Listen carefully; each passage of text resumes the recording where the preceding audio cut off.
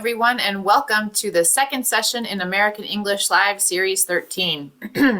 We're so excited that each of you are here with us today. My name is Kate, and I'll be with you today along with my colleague behind the scenes, Heather, who will be the moderator, helping to answer your questions and respond to your comments during the session.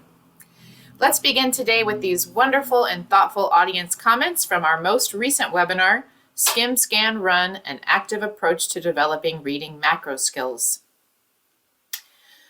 So Claudia in Bolivia says, the webinar was amazing. As an educator, I have always struggled with finding ways to keep my students engaged, and with these sessions, I am learning great techniques and ways to keep my students motivated. And from Mina in Morocco, the session was very entertaining and well organized. I had so much fun learning and I was engaged too. For sure, I'm going to adapt the activity and share it with my colleagues. And finally, Loveline in Cameroon says, a very educational webinar.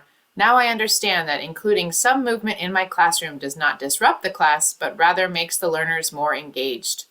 Awesome, wonderful. Thank you so much for those wonderful comments. And as you know, we love to see our teacher participants actively engaged in professional development.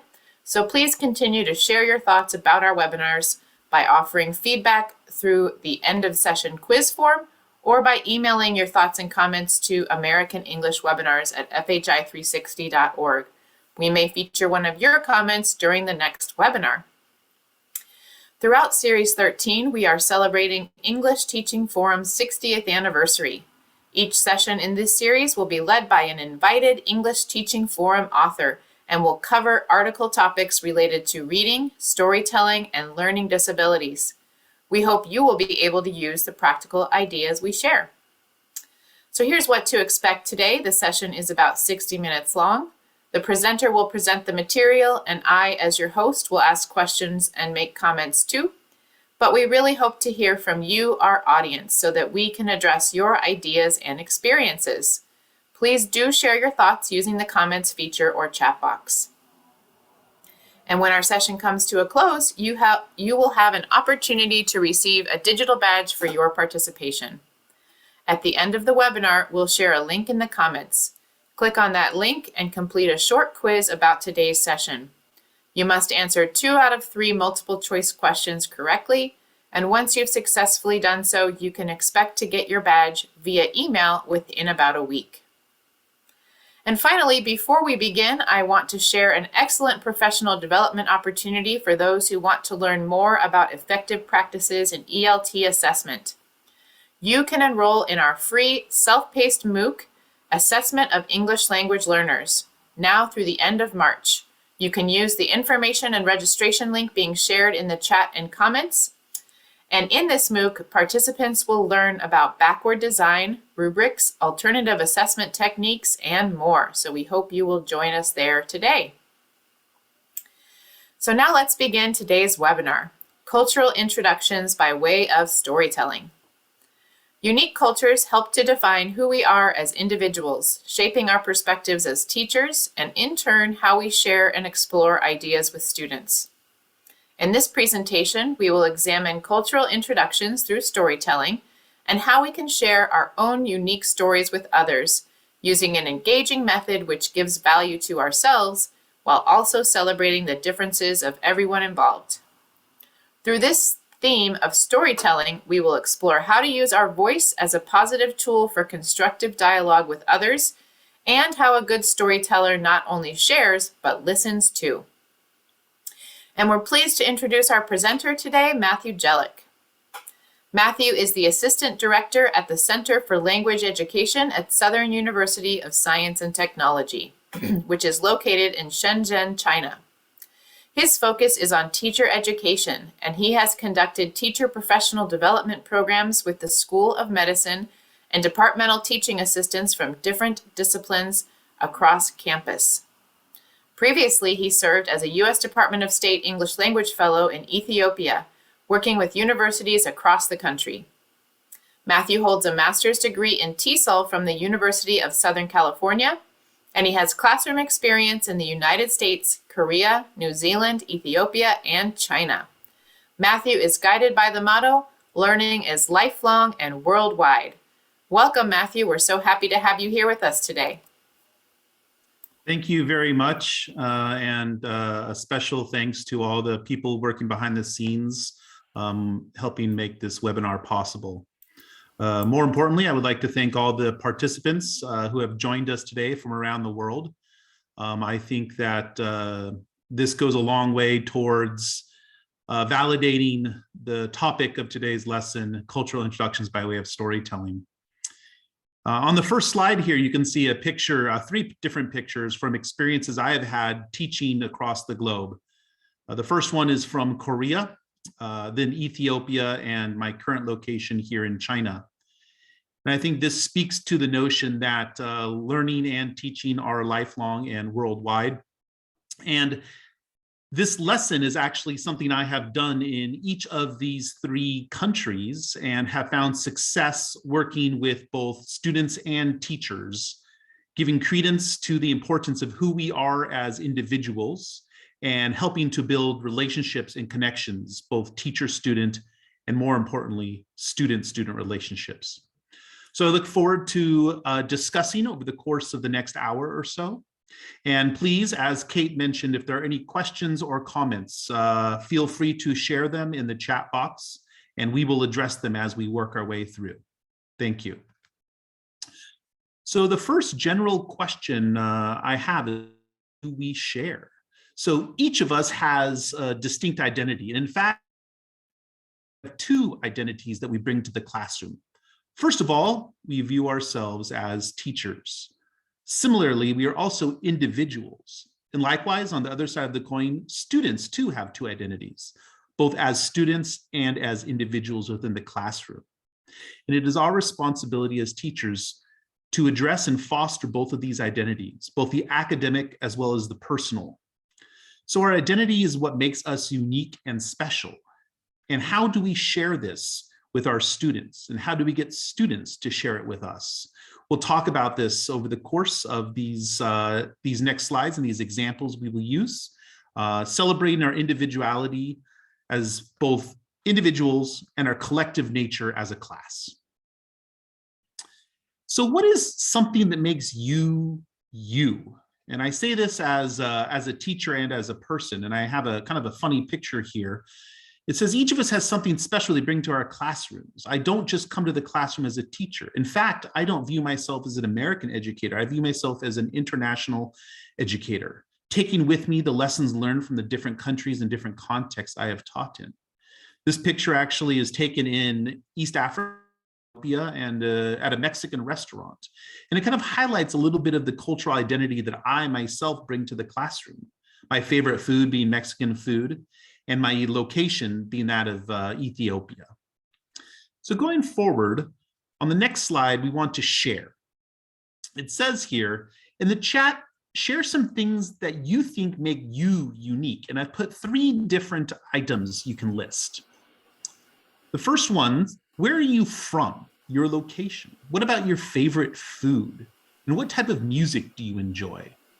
So the example would simply be to state your name, your city, your favorite food, and music. Matthew, Los Angeles, tacos, and hip hop. Please share these in the chat with us now. Yeah, let us know, everybody. Please share your name, where you're from, and your favorite food, and your type of music that you enjoy. I myself am from the wonderful state of Wisconsin. I love avocados. And I really love Americana music. How about you, everybody? What kinds of ideas do you have? Let's see. Celieto says Mexico, enchiladas, and mariachi. Awesome. Let's see. What else do we have here? Romania, pizza, and rock and roll from Tivadar. Wonderful. Tegucigalpa, balwadas, and gospel. Ooh, I don't know about balwadas. I want to hear about that. Maybe that's your town. Maybe that's a food. Kazakhstan, pineapple, and classical from Mamura. Let's see. Shweta says she's from India. Hi, Shweta. Mexico, semitas and rock. Carla from the Philippines likes singgang and Christian music. Salman from Pakistan loves classical music. And we have so many different ones coming in: rock, tango, pizza, strawberries, pozole. It's tons of them. And yes, as moderator Heather is saying, I think we all are getting a little bit hungry at this point. Thank you for sharing. Yes, thanks everyone for sharing. And I love the international context and variety. Now, these three examples of food and music certainly don't define us entirely as people, but they do help to shed light on some of our interests as individuals. Now, each student and each teacher brings with them to the class their own individual likes and dislikes, and this activity is a great way to get to know those from your students. On the next slide, we have an equation that students equal teachers. So for example, if you're in a classroom of, let's say, 25 students, it's important to realize those students are also teachers. Just like you as the teacher are oftentimes in front of the class, hopefully you're learning as well. So just as we bring unique qualities to the classroom, so too do our students. And we should celebrate this. And over the course of the semester, a great way to help foster educational growth is by building these relationships with the students. So you get to know them both on an academic and personal level. In this list we just went through, things like your location, your favorite foods, your favorite music. Are those things that you share with your students as well? Or are those simply things that you identify as, you're not able to share those with your students? And this activity gives way so that we can share with our students, but also learning from them. In the next slide, we have the idea of why is each student important. So academically speaking, students have different strengths. And I think as teachers, we realize this over the course of the semester. For example, some students may be stronger at speaking. Maybe extroverted students want to share more orally. Others, maybe they have strength in writing. So it's our job as teachers to foster both of these activities. For example, if I had a student who was strong in speaking, I wouldn't just give speaking activities to the class. I would also provide writing activities as well to foster the growth of those who maybe are a little less extroverted and want to share their ideas through writing. Similarly, our students have interests and strong points with regards to being individuals. For example, some students may be good at sports or have interest in activities like that, while other students may enjoy music or movies or different activities as well.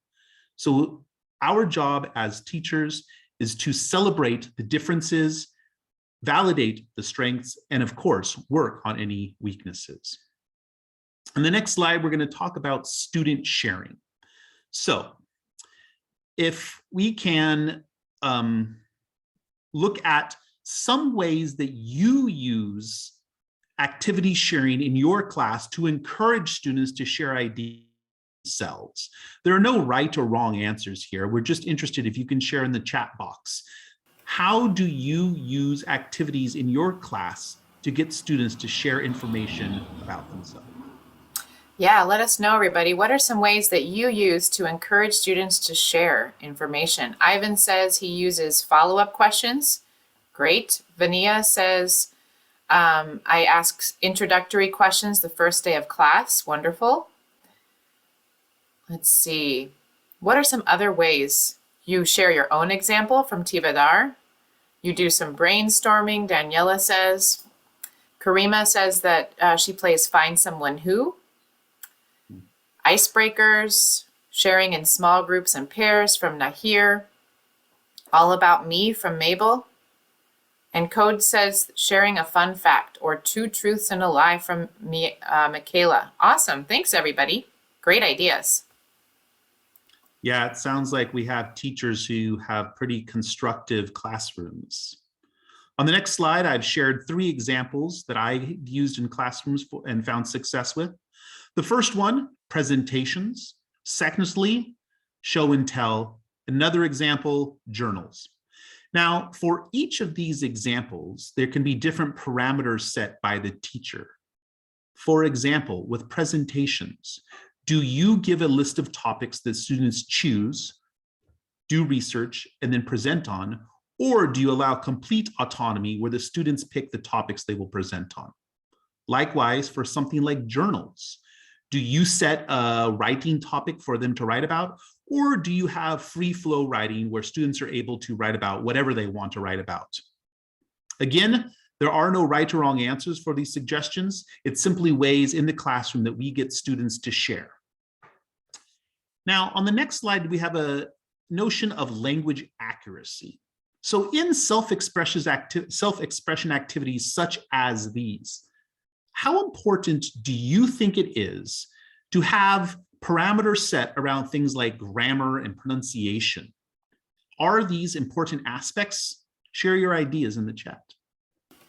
Yeah, let us know. What do you think? In these types of activities that we've been discussing, do you think it's important to focus on grammar and pronunciation, or how important are those things? What do you think, everybody?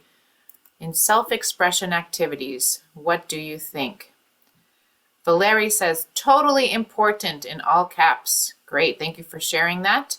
What else do you think? I'd love to hear some ideas, and please feel free to share why as well. Valentina says, I think the most important is fluency. Roger says both are important. Magdalena says they're both equally important, but fluency also is very important. A lot of people saying very important. Great. And let's see, Akrabova says not so important. And a lot of people saying things about fluency and flow as being also or more important than grammar and accuracy. Wonderful. It's great to hear all of your opinions on that, everyone. Thank you for sharing. Yes, thanks for sharing. In today's activity, when we talk about interpersonal communication, we're actually not going to focus so much on grammar and syntax. On the next slide, we can take a look at the idea that we're more focused on communication. Now, language-focused issues such as grammar, pronunciation, intonation are an excellent follow-up lesson for this activity. And depending on the scope of your lesson or the level of your students, you can certainly incorporate graded points into this activity. However, for today's sake, we're going to focus more on the communicative aspect of it as opposed to the grammar aspect. On the next slide, we have a quotation about empowerment and the use of storytelling. It says, the use of storytelling has the potential to facilitate understanding of communication concepts in applicable everyday context. Kate, what do you think this means as opposed to reading or rote memorization from textbooks? What does this quotation speak to? Yeah, I think this is a really interesting quotation, and I think it speaks to the fact that storytelling really allows us to connect with our students and to help them apply what they're learning to their everyday lives and to make a connection between their classroom and their everyday lives, which we all know is very important. So this is a really great quote. Thank you for sharing it. Yes, I think one of the positive aspects behind this activity, and a word we use a lot in language learning, is authenticity. So if we're allowing students to create and share their own stories and their own ideas, it has more of a relation to their everyday lives as opposed to something from a textbook or a standardized test. So going forward, we're going to talk about storytelling. Today, we're going to explore different options in this interactive activity. Now, this activity can be used for a variety of different levels, from beginning to advanced. And as I mentioned earlier, different parameters set by the teachers can either make this activity shorter and easier or longer and more difficult. And we'll take a look at it. This activity was focused in the forum journal.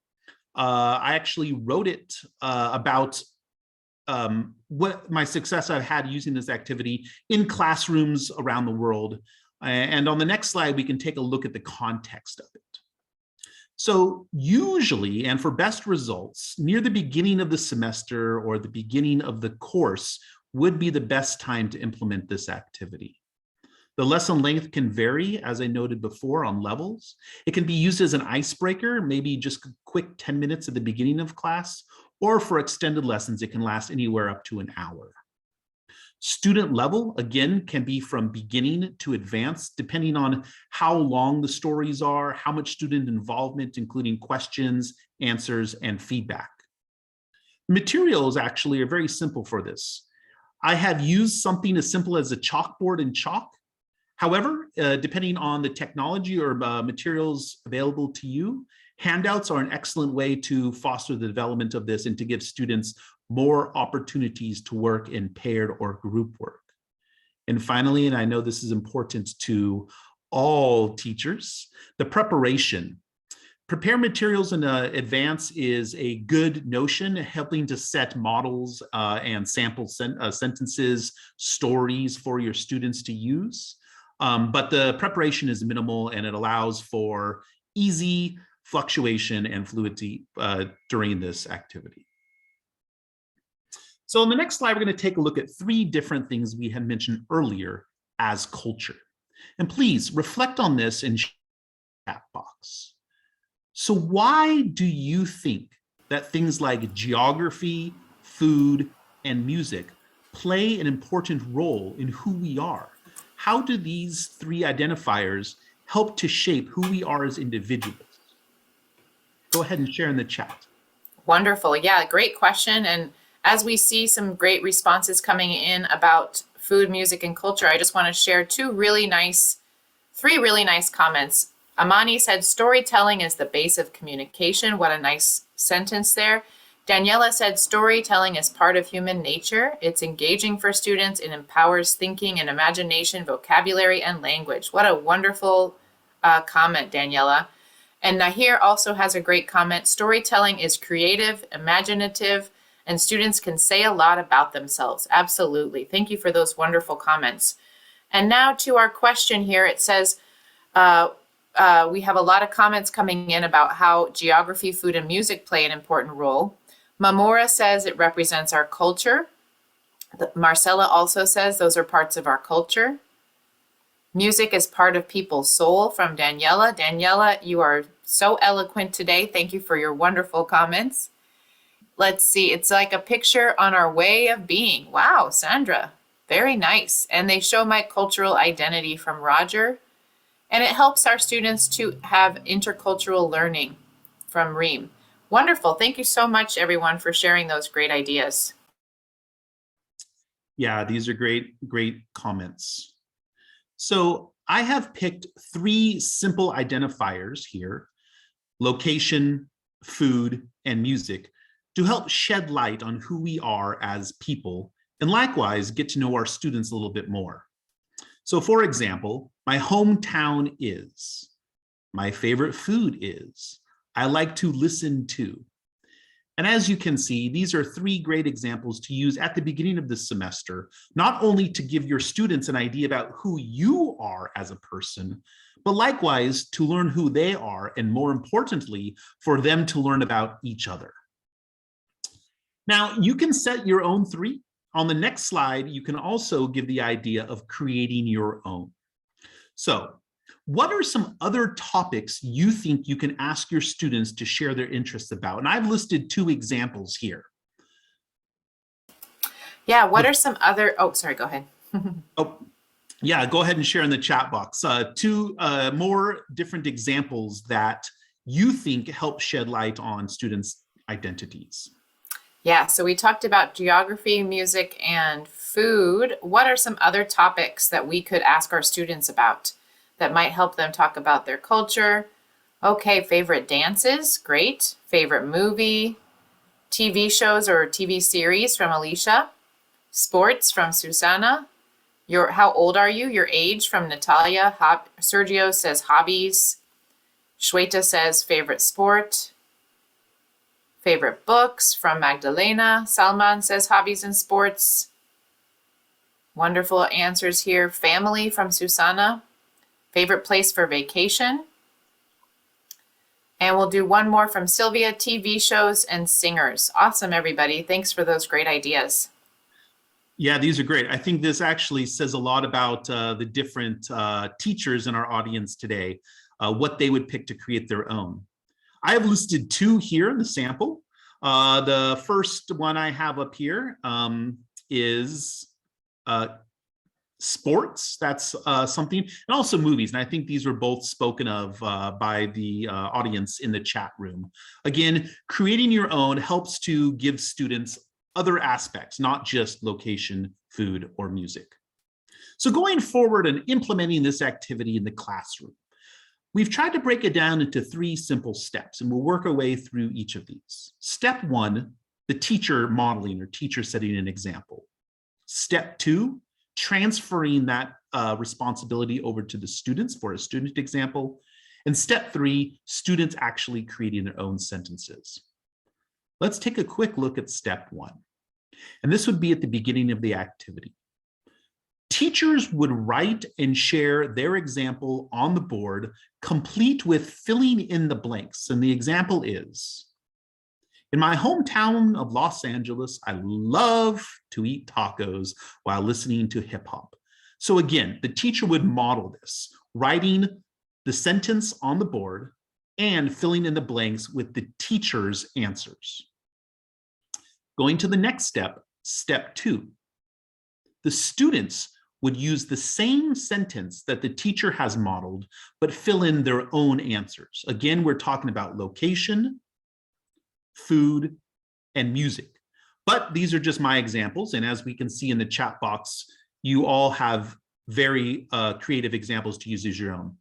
I have used 3, which I think is a good starting point. Depending on the level of your learners, you could use 2, you could use more than 3.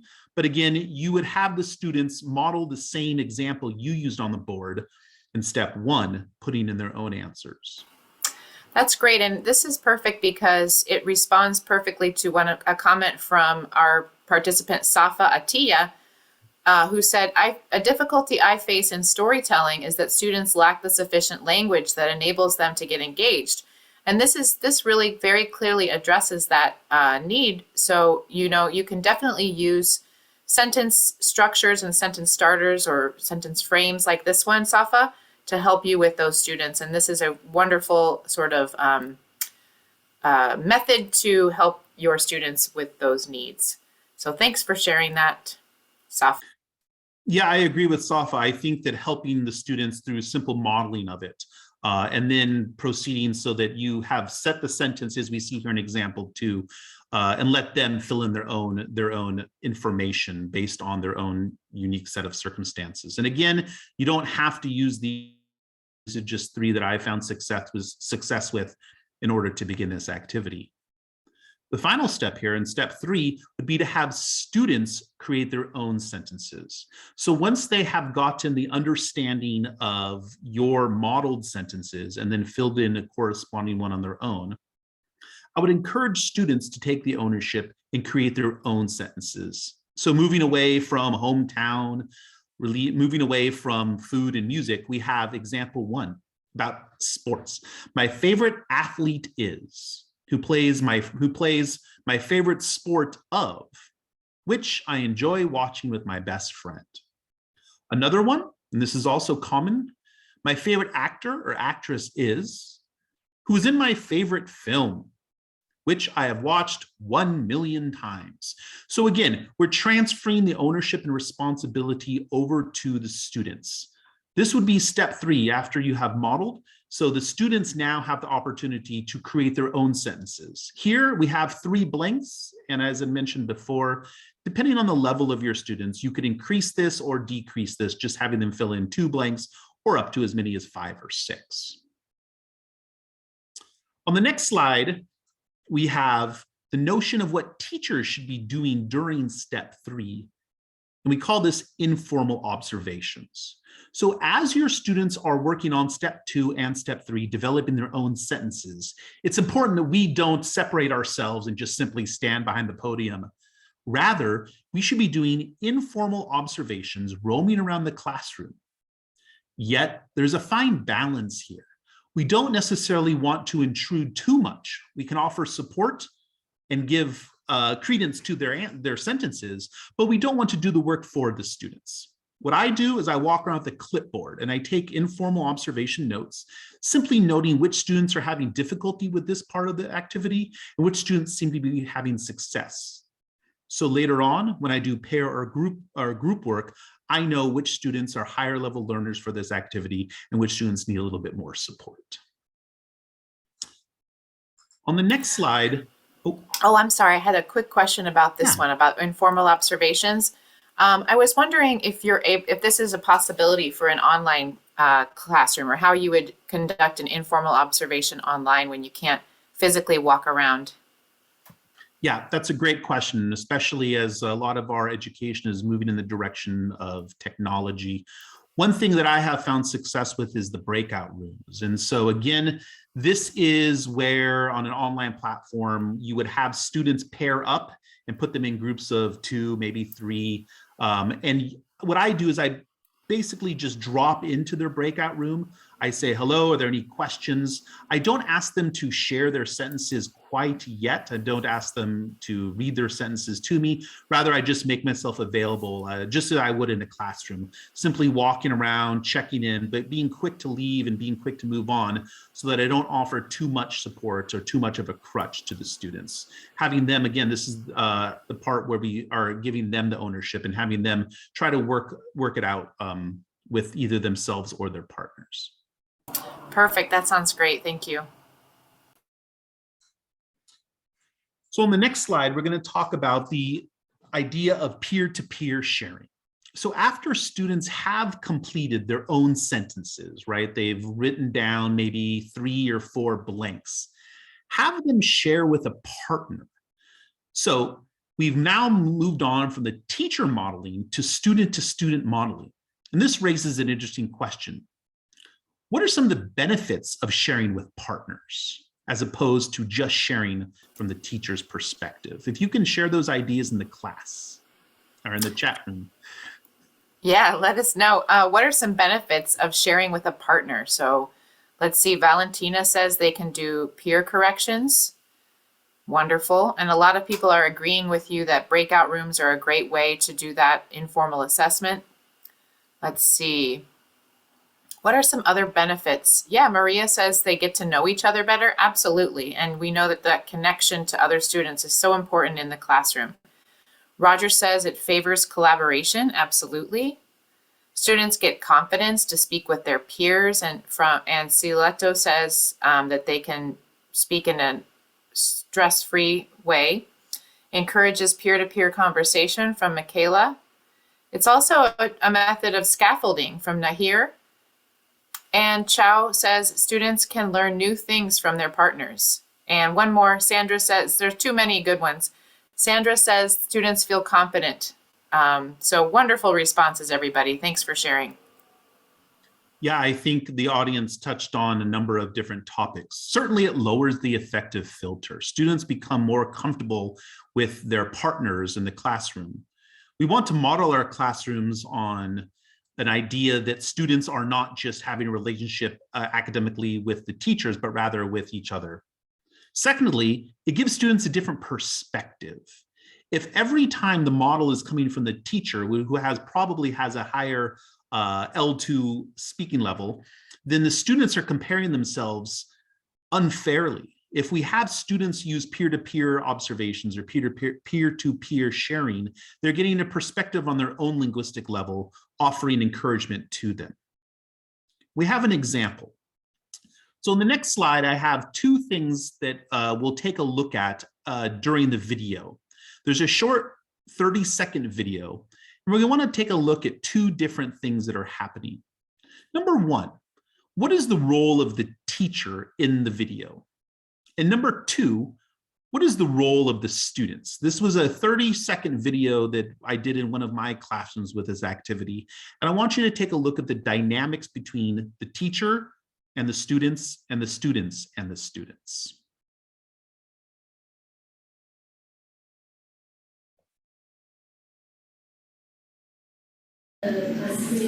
Low and clear. Why don't you give some feedback to each other, okay? All right, guys, a few more minutes. Discuss with your partners, okay?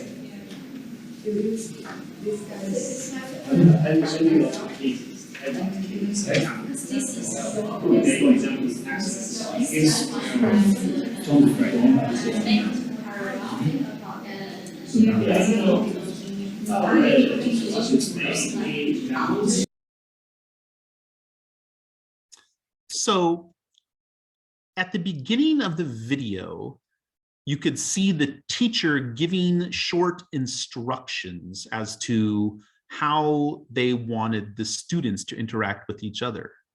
But for the majority of the video, there is student and student interaction. So what was the role of the teacher and what was the role of the students? Ah, great. I see Maria. The teacher is a monitor. Absolutely. And Michaela says the teacher gives guidance and moderation and offers independence. Very well said. The students are cooperating. Great. A lot of people saying the teacher is an observer or a facilitator or a monitor. The teacher just guides them from Akabova. Teacher monitors, teacher monitors, teacher monitors. And one person says the students seem to be very comfortable. That's great. Students are interacting from Natalia.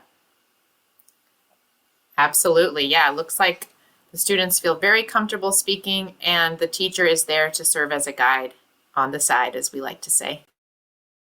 This is great, and great observations on behalf of our participants. You can see that the teacher is slowly withdrawing from being the leader of this activity and giving the ownership to the students. If we remember back at the beginning, the teacher for step 1 should model this activity on the board. However, one of the underlying notions is for this teacher to slowly step away and give the ownership, power, the responsibility to the students so that the students talk with each other. Another question I had earlier was maybe during this part of the lesson, students revert back to the L, their native language. So this can be encouraged or discouraged within the class, depending on the teacher.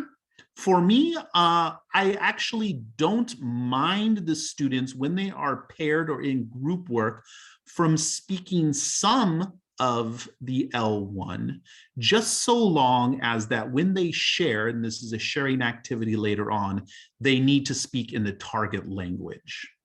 If we think of how students oftentimes think about language, they're probably thinking in their L1.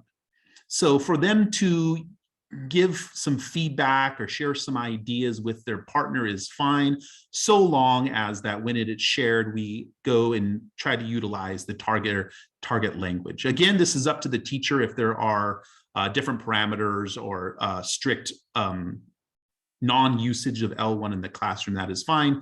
But here, again, the teacher is kind of removing themselves and giving some kind of responsibility to the students. And if they choose to use L1, then I think that is okay. On the next slide, we're going to break it down again into 3 simple steps for sharing the activity. Step 1, we're going to take a look at students sharing and writing on the board. Step 2, again, more responsibility, students sharing their own story. And step 3, students sharing their partner's story. Taking a look at step 1. So the teacher would invite one student. Again, as the students are working, you have hopefully been walking around and doing some kind of informal assessment. So you can use this when picking a student to model, ideally picking a student, a higher level student to model. So step 1, the teacher would invite a student to come to the board and write in or fill in the blanks of the original sentence. So whereas this teacher had modeled this before, now the student is coming up and writing this, their answers on the board. Step 2 would be for the students to write their own examples on the board, shying away from the model set by the teacher. So the teacher would invite a different student, and this is important, not to continuously pick on the same student to write on the board, maybe challenging students who you think would benefit from this interaction, and have them write and read the original sentence that they have created. And this one, the example would be from the athlete or whatever it is they created, where they would write their own sentence and fill in the corresponding 3 blanks.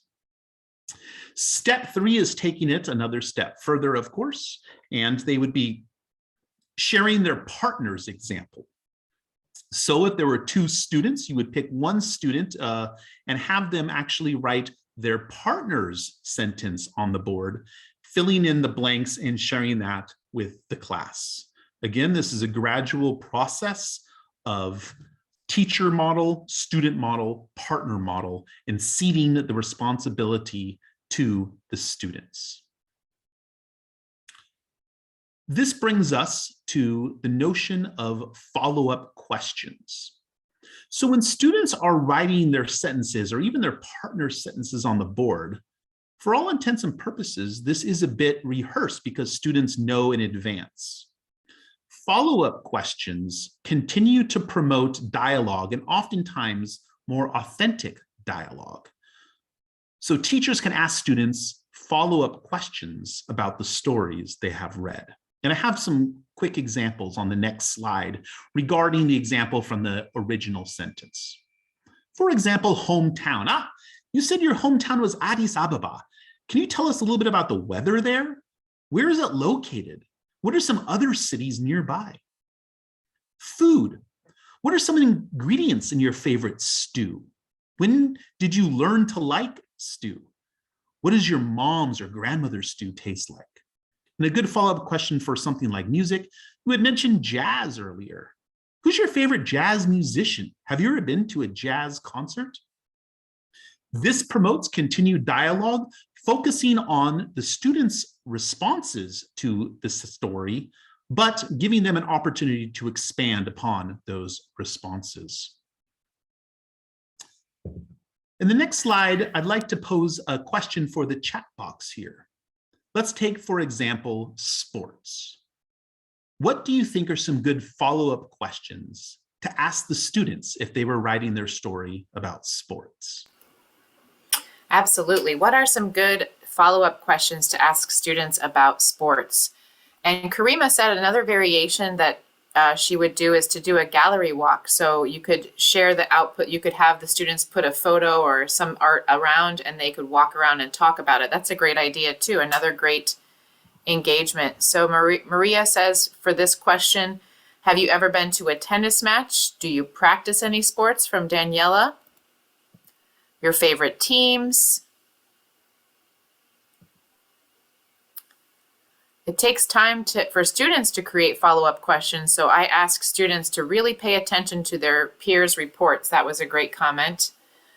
You could also say, who is your favorite athlete? From Shweta. What's your favorite sport? From Angel. Jesus says favorite sport. You could use Realia. You could ask about if they practice it, from Giomar.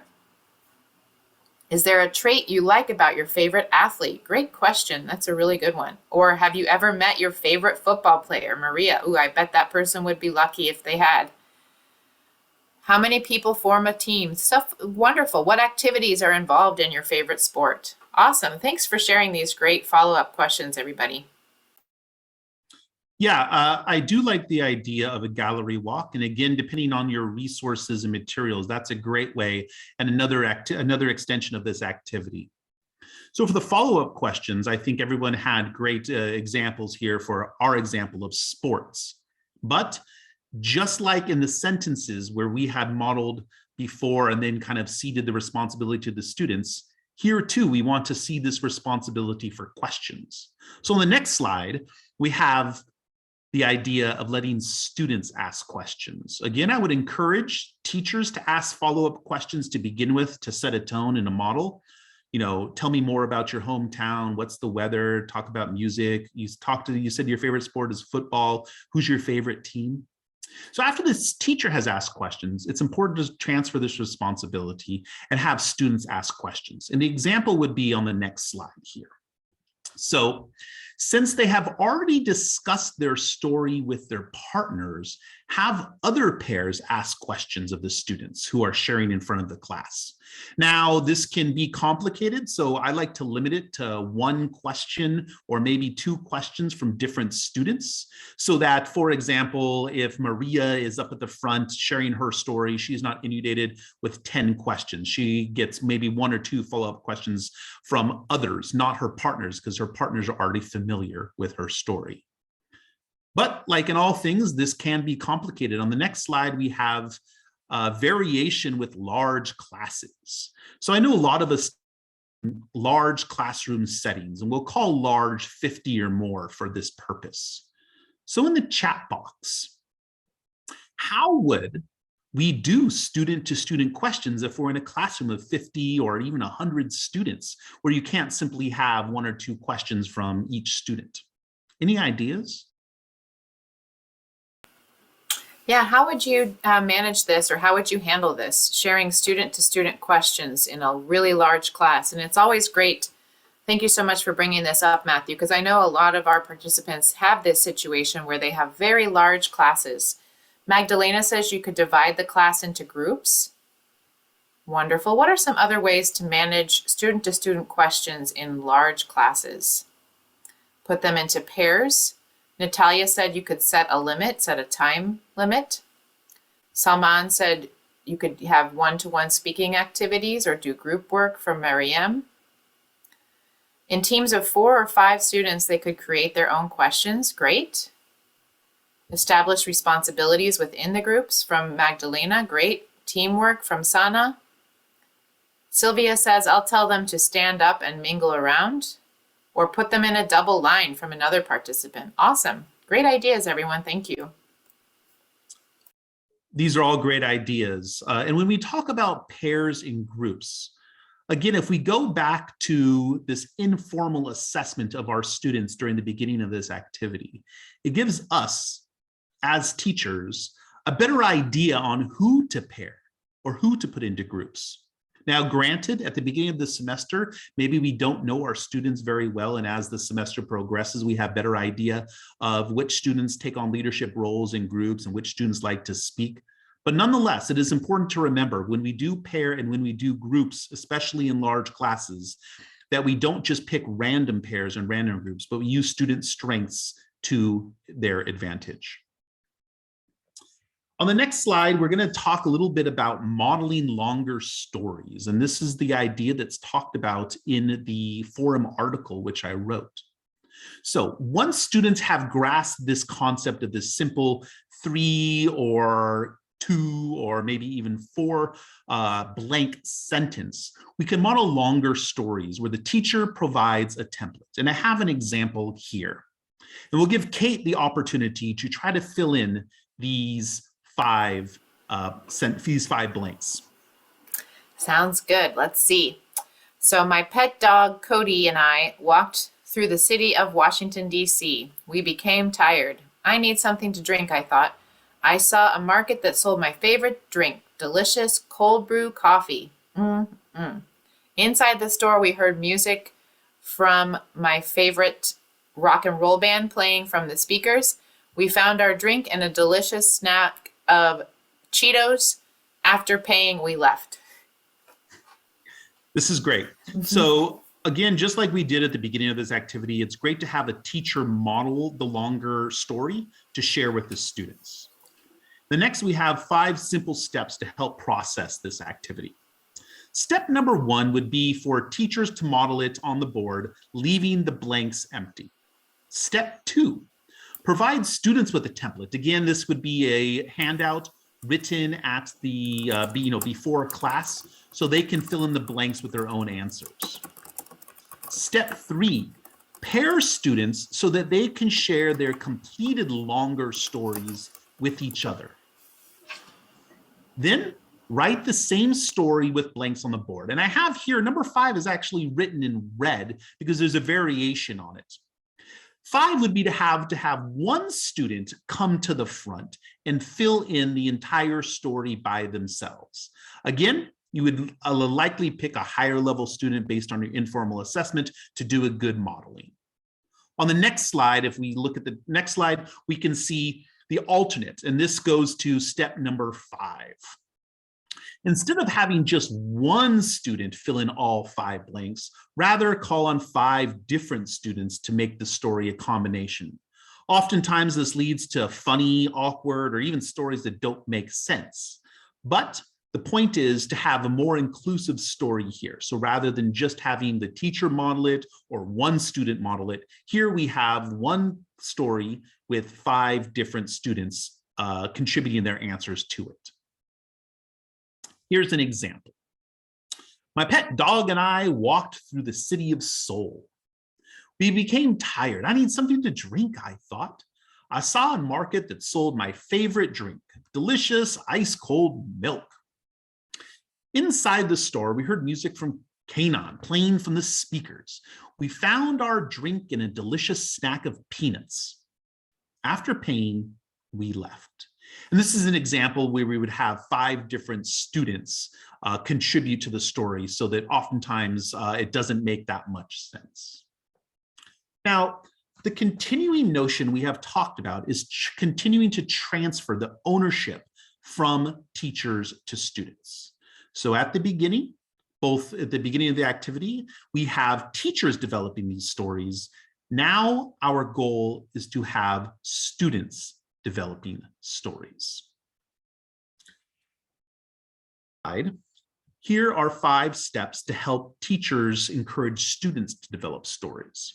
So have students create their own story, leaving the blanks empty. Again, you could say make 5 different blanks or 6 blanks, depending on the level of your students. Have them exchange their unanswered stories with a partner. Then have students fill in the blanks of their partner's story. Have them share orally with each other. So I would read my partner's story to him with my blanks filled in, and likewise, he would do the same. Continue to rotate partners so that students continue to get as many different perspectives as possible, not just one single partner, or certainly not just a model from the teacher. Going forward, during this activity, what do you see as the role of the teacher, and how does it change as the activity develops? If we think back to the very beginning where the teacher is modeling the simple sentence, we used hometown, food, and music, to now, what is the role of the teacher and how has it changed over the course of this activity? Wonderful. Let us know, everybody. What is the role of the teacher and how does it change as the activity develops? And I'll give you a clue. Some little hints are in that video that we watched. But I think many of you will think about how that role of the teacher changes as this activity develops. What do you think, everybody? Maybe the teacher role is one way at first and sort of evolves into something else. Mohammed says that the teacher's role is to monitor and guide. Roger says he's going to implement this in his English club. That's wonderful. The teacher is the organizer, prompter, feedback collector, and indirect assessor. Very well said, Daniela. The teacher becomes a learner too, from Sandra Estrada. Awesome. The teacher becomes an observer, from Miriam. And Cecilia says they go from guiding to monitoring. And Michaela, very well said, says the director and actor to the audience. Wonderful, I love it. I'm gonna do one more. The teacher acts as a facilitator, from Jinan. Awesome responses, everybody. Thanks for those observations. Yeah, I do like this, from the director to the actor to the audience. And something we had touched upon, I think in the very first slide that someone remembered, the teacher is learning. And this is important. Remember, in a classroom, there are 25 teachers and there are 25 students. And so if we are learning from our students, we're definitely teaching well. On the next slide, we have a quick look at both the academic as well as social benefits. And certainly this activity lends itself to creating a platform for constructive verbal communication, peer feedback, oral feedback from the teacher, authentic speaking and listening. However, and perhaps more importantly, it builds peer-to-peer relationships. And this is something that oftentimes is lacking in classrooms where there's only the teacher as the provider of information and the student as the recipient. Rather, what we are doing in this activity is having students learn about each other as individuals, which will go a long way towards the growth of a communicative classroom during the rest of the semester. On the next slide, we have a few takeaways. First of all, this activity, one of its aims is to give value to student voices through storytelling. Not just having the teacher share their stories, but having students share their stories with their partners, with the teacher, and ideally with the whole class, so that everyone is learning about each other's identity. The teacher can model, and then in fact is encouraged at the beginning, but as the lesson develops, and we've talked about this, the teacher slowly withdraws themselves and becomes more of a facilitator, even an observer, having the students lead this activity by the time it's reaching its endpoint. This is something I talked about and wrote about in the forum article.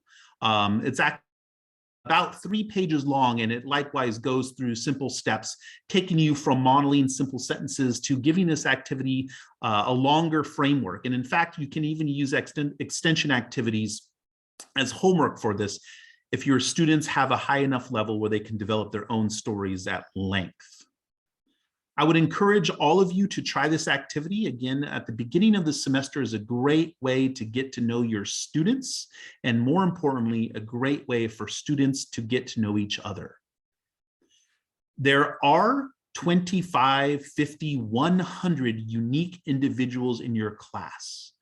And you can certainly check out their grade point, the GPA, you can look at their test scores. But something that's often lacking is their identity and the idea that we can share this in the classroom. And I believe that this activity helps foster that. Again, student, teacher, more importantly, student, student. Thank you for taking the time to join us this evening. Thank you so much, Matthew, for this wonderful presentation. We have so many great comments coming in about how much people enjoyed today's session and how they will share it or use it in their classroom. We loved learning about this approach to practicing language skills and creating person-to-person connections through storytelling.